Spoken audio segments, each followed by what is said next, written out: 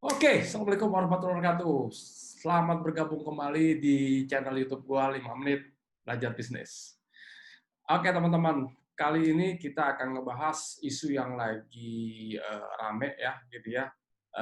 Kita tahu bahwa dunia saat ini sedang mengalami satu bencana luar biasa, ya hadirnya satu virus wabah COVID-19 ini memporak-porandakan ekonomi dunia. Ya salah satunya juga di Indonesia gitu ya. Jadi kita udah berapa bulan di rumah, 3 bulan mungkin stay at home gitu ya, dan banyak sekali bisnis-bisnis yang kena dampak negatif terhadap virus ini. Nah, di video kali ini gue akan ngebahas tentang satu isu yang lagi rame tentang akan dibukanya PSBB itu bulan Juni dan akan dibukanya beberapa sektor bisnis yang disebut sebagai new normal. Oke, nah pertanyaannya adalah buka bisnis di situasi new normal untung atau rugi. Nah ini yang kita akan bahas nih teman-teman nih.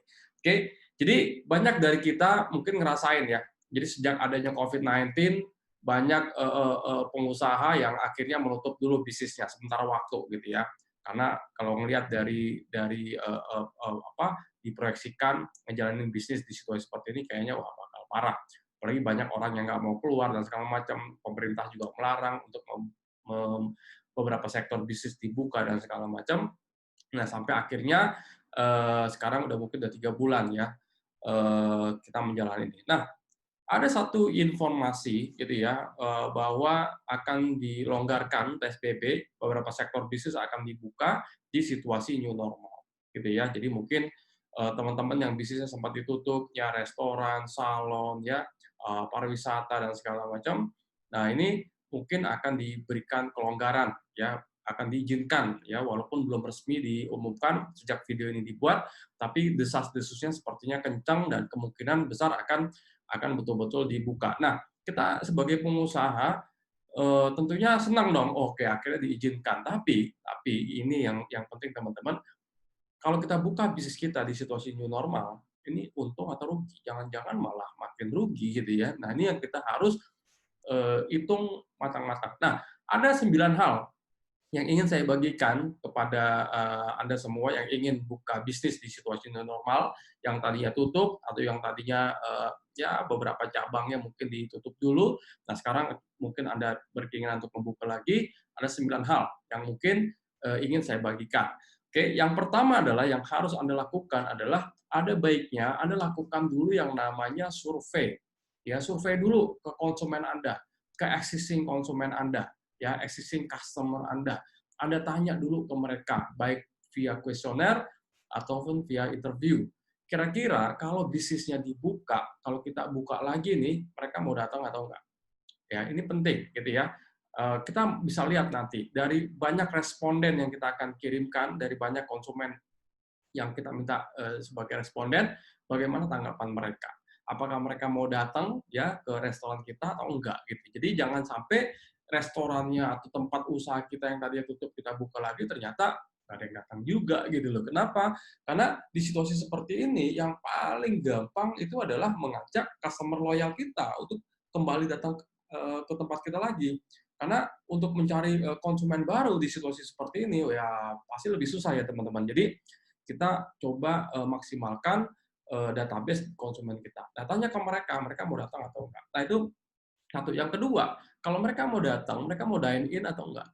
Gitu ya. Kalau ini restoran ya, mereka mau makan di situ atau enggak? Gitu ya. Jangan-jangan nanti kita udah capex, kita udah pasang semuanya tuh alat infrastruktur, ternyata nggak banyak yang pengen dine in, gitu ya. Lebih banyak pengen take away atau tetap di delivery. Karena ingat teman-teman, walaupun nanti dilonggarkan PSBB, situasi seperti ini pada saat video ini saya buat di Indonesia kurvanya masih nanjak gitu loh. Jadi kemungkinan bakal masih banyak orang-orang yang ketakutan ya untuk mereka makan di luar atau segala macam. Jadi ini Anda harus cek dulu. Selanjutnya Anda harus tanyakan ke konsumen Anda, kira-kira menu apa yang ingin mereka dapatkan kalau mereka datang ke restoran Anda. Jadi kalau bisa jangan semua menu ya Anda siapkan karena ini situasi masih tahap uji coba gitu ya. Jadi Anda harus betul-betul pelan-pelan. Nah, selanjutnya Anda juga bisa tanyakan kira-kira kalau restorannya atau tempat usaha Anda dibuka itu di outlet yang mana mereka akan datang. Jadi Anda harus make sure bahwa di situasi dibukanya beberapa bisnis ini, Anda harus betul-betul pelan-pelan, hati-hati, sangat hati-hati. Oke, nah jadi lakukan kuesioner. Ada beberapa pertanyaan lagi mungkin yang Anda bisa ajukan ke mereka terkait masalah keyakinan Anda nantinya. Ini kira-kira gue buka atau enggak? Gitu ya. Jadi ingat survei yang pertama. Jadi Anda harus pastikan bahwa kalau restoran Anda dibuka, konsumen Anda akan datang lagi. Oke, nah yang kedua adalah Anda coba seleksi produk ya atau menu atau layanan atau SKU ya yang Anda akan sajikan. Di situasi seperti ini saran saya adalah Anda jangan menyajikan semua menu atau produknya Anda tawarkan semuanya. Coba pilih-pilih produk yang paling banyak penggemarnya, paling diminati, paling berkontribusi terhadap omset yang besar gitu ya. Nah, jadi mungkin produk-produk yang fast moving, yang marginnya besar gitu ya, yang banyak dicari sama orang, itu dulu yang mungkin yang Anda siapkan. Nah, untuk produk-produk yang slow moving gitu ya, mungkin Anda bisa siapkan nantilah gitu ya, kalau ini udah berangsur-angsur lebih baik kondisinya. Jadi Anda pelan-pelan selected SKU. Yang kedua adalah dampaknya terhadap inventory.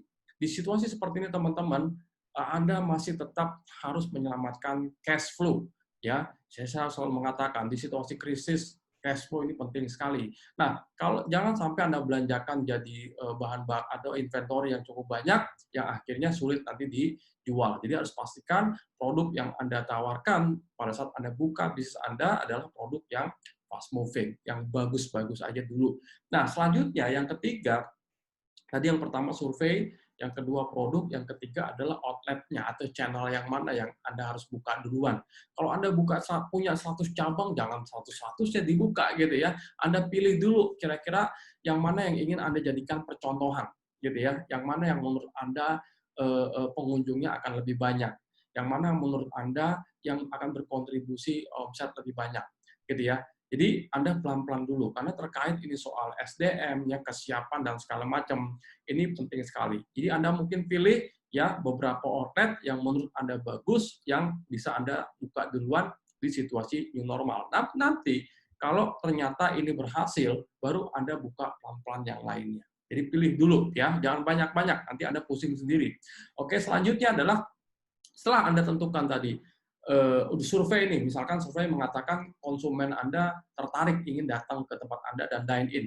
Good, ya. Nah, lalu Anda tentukan nih kira-kira produk mana nih, ya. Sesuai dari survei Anda, juga sesuai dengan dari data laporan penjualan. Kira-kira produk mana yang paling laris.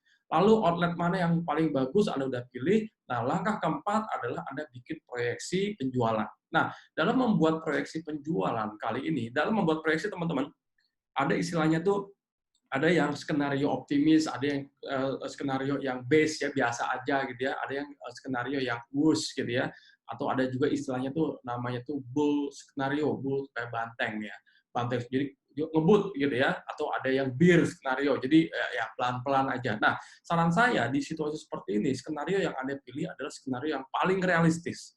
Yang paling realistis. Jangan terlalu optimis, jangan terlalu ambisius gitu ya. Jadi yang paling realistis yang bisa Anda achieve, gitu ya.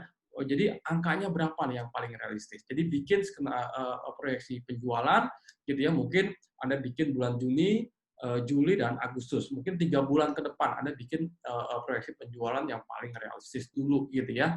Yang kira-kira ini sangat realistis untuk Anda achieve. Oke, kenapa Anda harus buat itu? Karena ini terkait dengan langkah selanjutnya. Nanti kita bicara soal cost-nya gitu ya. Nah, setelah Anda buat ya proyeksi penjualan ya Juni, Juli, Agustus misalkan 3 bulan ya di dalam situasi new normal seperti ini, Anda siapkan yang namanya program marketing. Ingat teman-teman, untuk mengajak ya konsumen datang kembali ke restoran Anda di situasi yang belum menentu ini nggak gampang, teman-teman.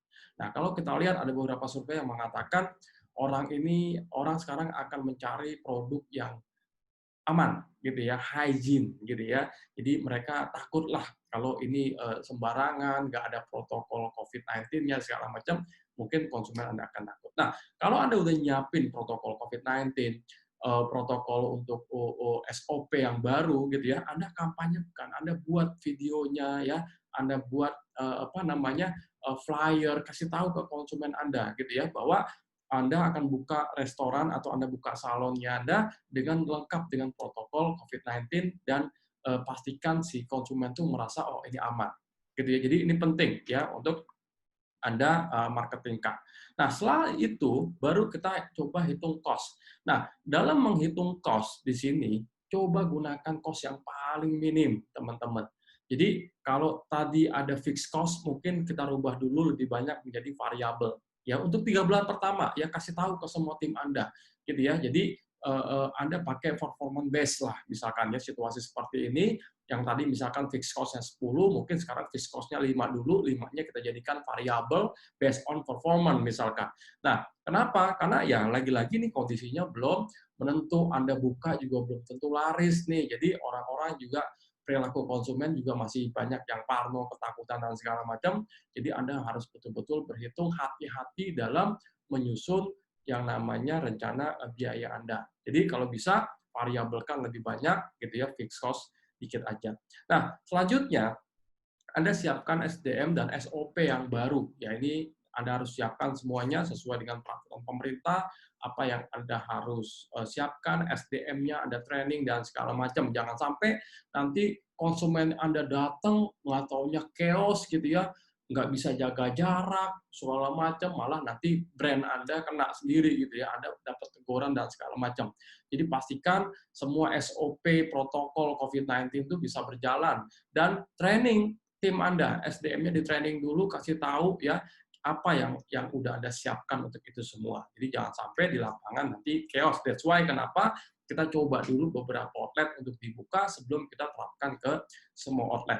Nah, selanjutnya, langkah selanjutnya adalah coba Anda hitung CAPEX. Ya, tentunya Anda perlu tambahan modal ya untuk CAPEX, capital expenditure, atau belanja aset yang terkait soal pembukaan usaha kita ya. Mungkin karena ada protokol yang baru gitu ya, mungkin kita harus beli ini, beli itu, siapin satu tempat untuk hand sanitizer, atau Anda kasih skat, atau Anda harus bikin sign ya untuk menjaga jarak dan segala macam.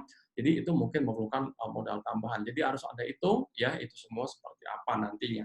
Nah, yang terakhir yang harus Anda buat adalah cash flow planning. Nah, ini penting sekali nih teman-teman nih. Kalau di situasi seperti ini teman-teman tetap mata Anda harus melotot ngeliatin cash flow ya.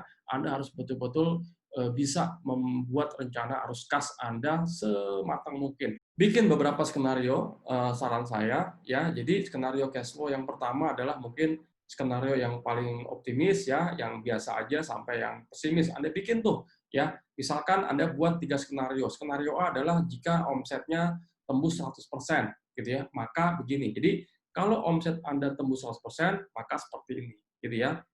Lalu misalkan skenario B, misalkan kalau omset Anda hanya tembus 70%, maka begini.